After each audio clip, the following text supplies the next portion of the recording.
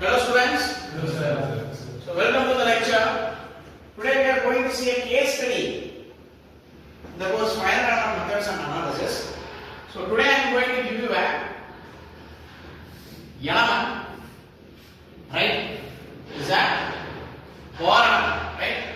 So here in this case, so this is a bar element. So in this case, the load is acting towards the downward direction, right? So if the load is acting towards the downward direction, so what is the displacement?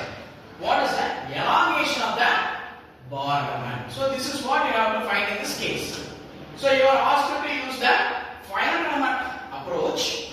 You are asked to use the finite element approach, and through finite element approach, how will you find the elongation? Right? So let us solve this case. Yes. So before that, I will tell you the given data. So this length is given, right? So this length is given. The length of the element is given. So this height of the element is given, say some 200 mm, right? And the load is about 3 kilonewton, right? So this is what given, right? So this is given. So now you are asked to find the things, and the area of this thing is also given. The area of the thing is also given. So in this case, if you see here, so this is a case, right? So here the load is applied in the downward direction. The total length is 200 mm, and through finite element approach, at a particular point the load is putting downward. So what will happen at the entire length? So what is the change? This is what you have to find. So shall we see into the case? Yes. Shall we look into the problem? Yes. So the first step of this problem is what? Sir, the first step we have to do here is the discretization. I mean, just subdividing into finite elements, sir. Yes, good. Yes. The first step in the finite element approach is you have to divide the structure into number of elements. Yes. The finite element equation is F equal to K into U. Yes. The finite element equation is F is equal to K into U. So what is F and what is K and what is U? The F is force vector, the K is stiffness matrix, the U is displacement vector. Very good. So, yes. So the given data is length of the element is given, right? 200 mm. Area of the element A is given, right? Say some 300 mm, right?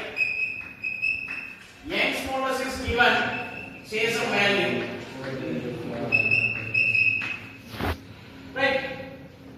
So these are given. So the next step is, in order to find U, that is the elongation. What is that? Elongation. What we are going to do is we use the finite element approach. So discretization is done. So next step is F is equal to K into U. So this is a bar element, right? So for bar element, what is that? Stiffness matrix formula.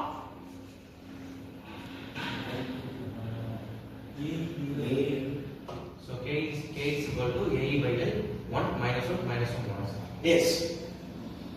Yes. As Mugilan told, for this case, we have to use the stiffness matrix equation for 1D bar element. AE by L 1 minus 1 minus 1 1. That is known. What is A, what is E, and what is L?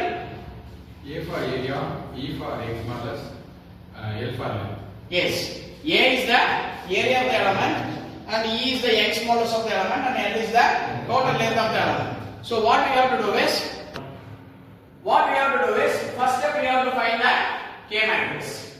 So for K matrix for element 1 and element 2. The step number 2 is here, you have to assemble the K matrix. You have to assemble the K matrix.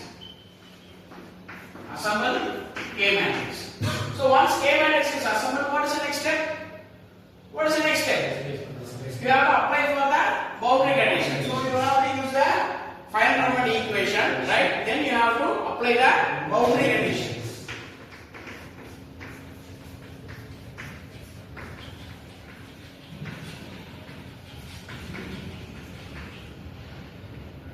So after applying the boundary condition, the fixed values will be eliminated.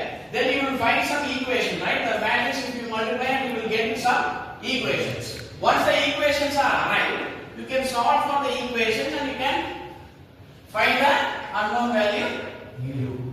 So this is how we have to solve this case, right? So here, so initial length is 200. If 3 km is acting at this point, so the length may be elongated to some 0.02 or 0.3 mm, 0.03 mm. That depends upon the Young's modulus value of everything, right? That depends upon each values, right? So this is how you have to model this case. I hope this case you have some insight to how to model a Bohr-Riemann problem. Am I right?